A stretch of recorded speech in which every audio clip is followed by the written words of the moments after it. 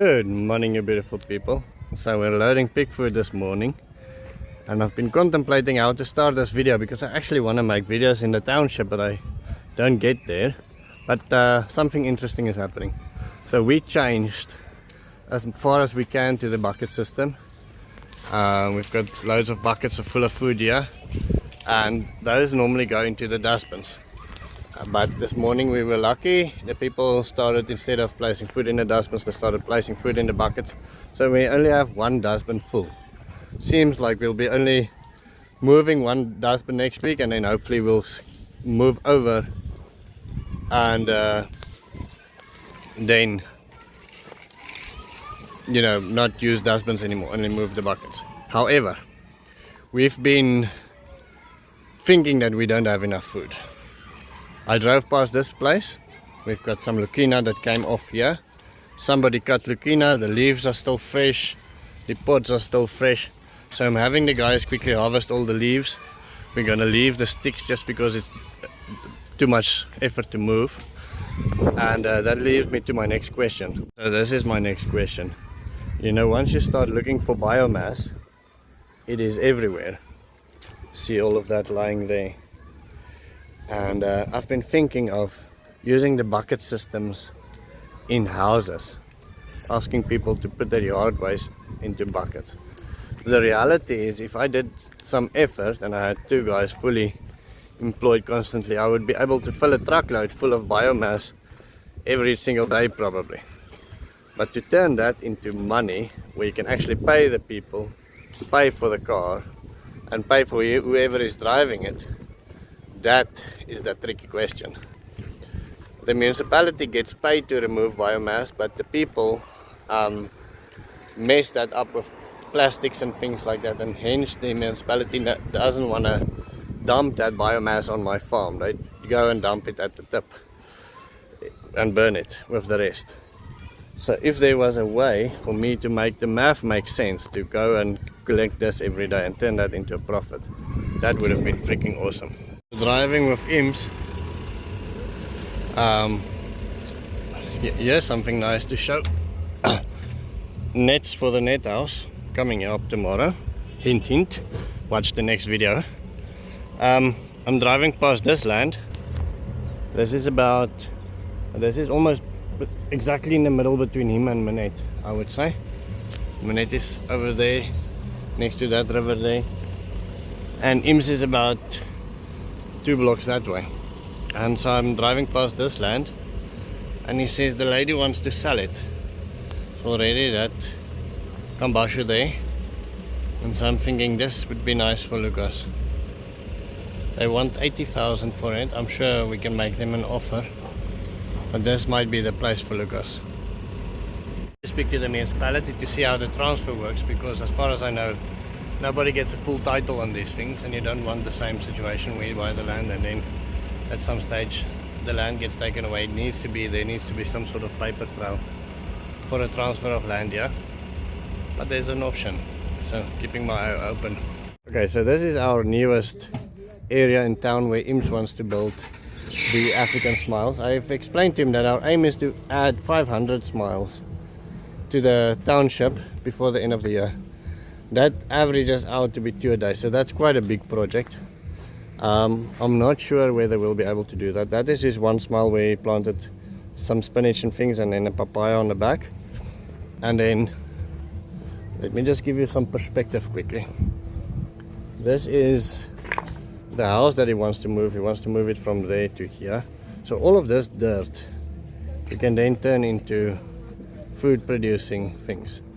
The lady saw his garden, and so just before I interview her, I quickly want to tell you about this one. So here the water runs in here, falls into that compost pit there, waters that papaya, and you can see one of the prerequisites that I'm giving Imps for to finding these places where we can build these 500 smiles is somebody that's already gardening. You can see this lady has been gardening quite successful. That is mutete down there. It's a crop. There's some beans down there, and then you can see how healthy the corn is. So this is wonderful. Imps, maybe take the phone like this, and then let's have a Thank you very much for agreeing to interview with me. It's my pleasure. What is your name? My name is Indina, but in short you can say Indina. Indina. Yes. Indina, it's a beautiful name. Indina, tell me quickly, how did you come to IMSA? How did you see the garden? So I went at IM's residence and I saw what he has there. The gardens are looking beautiful, everything is so very nice. And my kids also love the same thing, so planting is also for my kids. For me, just a little bit. Your kids like it more? Yes, they like it more. Okay. Planting, having a lot of trees and fruits, veggies, they love it a lot. Ims, you must maybe just stand closer. I'm scared because of the microphone. I didn't bring a microphone. Okay. Okay, so yeah, that's the wonderful thing is this tree, the shade will one day, your kids will sit in it and they will harvest the fruit from that and so on. And so you're okay with us building the smiles and mulching and helping you produce fruit? You're very willing to learn. Yes. Fantastic.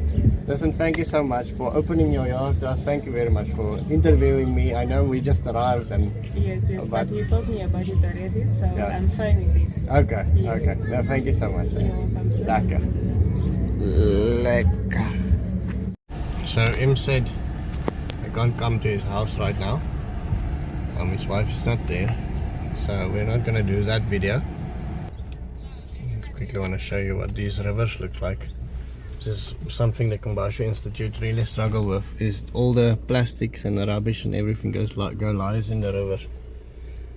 And so our task, turning this into a permaculture paradise, is much bigger than one can know. And so my dream of 500 smiles is not gone at all. I do want to do the 500 smiles and I really hope I can finish them before the end of the year. However, that means we have to average 2 smiles a day. Everything that I know now, that's not gonna happen. We first have to identify somebody that's planting and pro-planting, and then we have to teach them and we have to find a system to support them. I don't want to dig these smiles and have absolutely no support for the people. However, I am big enough to know that we have a much better chance of the smile surviving. So my window is so dirty. Let me see if I cannot clean it a little bit. It's becoming dry and dusty now this time of the year. And I'm big enough to know that, we have to be realistic and grow a little bit slow down to make it work. And so IMS is looking for people that has been planting, so this would be ideally somebody that you don't use, and this would be somebody that you do use. Over here planting all of this crops and things in the garden, there's moringa growing there. Identify those people, approach them, and then start gardening with them. And so that is my new mission. It's going to be a little bit slower. My African smile dream was messed up with that one lady leaving the municipality, and then I wanted to do everything on my birthday, which is a couple of days from now. That's not going to happen now. I'm just too full of work. I cannot see how I'm gonna reach my deadlines and have these full permaculture days, have these big projects running, planning and doing everything. So my birthday is gonna have to be, or the birthday bash, the birthday project has to be moved on to a different time. But we'll take that one day at a time and see how that goes. I just quickly want to walk up the parking lot here. Need to go do some shopping. Want to quickly ask you, posted a picture of my cat earlier today, lying on my wife's laptop, and somebody said this is, I love your content, etc., but this is like anti-permaculture. Cats are terrible for the environment, etc. Love to hear your comment on that, whether you agree. We have 2 cats. I love them. I remember, I might be wrong, Bill Mollison said something about dogs should be eaten, cats should be eaten, that's all they're good for. So this guy definitely has a point. Cats, they serve no purpose other than to make your heart pump warm and to give you a laugh every now and then. Control mice, etc. There's, I'm sure, if you want some permaculture things.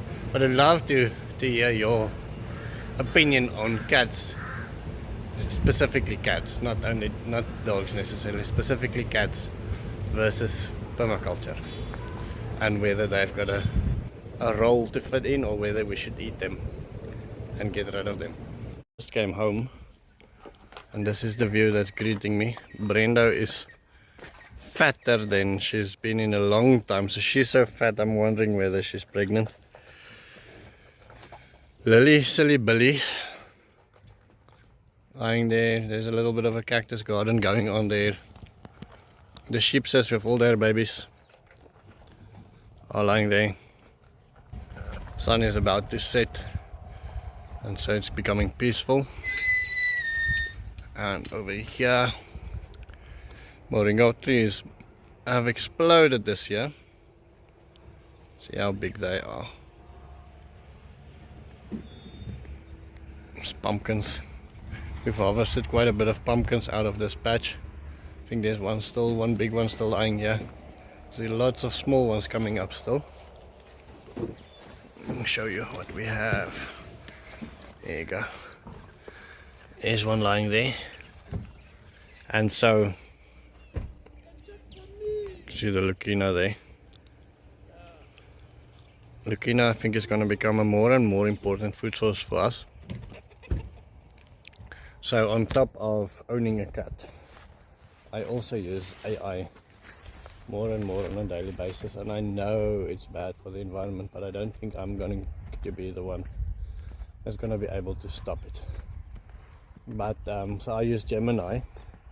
I realized that for our work we have been paying for Gemini now for a couple of months, or we get it with our Google for work for free. And so it's an AI that we don't need to pay for, which is quite cool. And in any case, got wonderful things to say about the Lucina in the pig feed area, to be a supplement for pig feed, which is quite cool. Let me show you chickens quickly. Chickies, they are growing quite good. There's some, we've introduced the laying hens to them now as well. So if you've missed our chicken math, at the moment we've got 60 chicks of about 2 weeks old. They are these ones. Then we've got 100 brand new chickens. You see, they've been introduced to vegetables, etc. We've got 100 ones that's now about 2 or 3 days old. We've got these baby small hens that was living in the garage with the boys for now. So they came here busy dying, and so we've rescued most of them. And then we've got a couple of laying hens in town, 4 or 5, that's now doing their thing. And so this guy had a longer day than I think I had. He's coming towards me. And yeah, he wants to go there. So these days been longer than mine, with a worse job, I think. How cool is that to see that? So the more and more I get to know nature, yeah, the more I see our termites.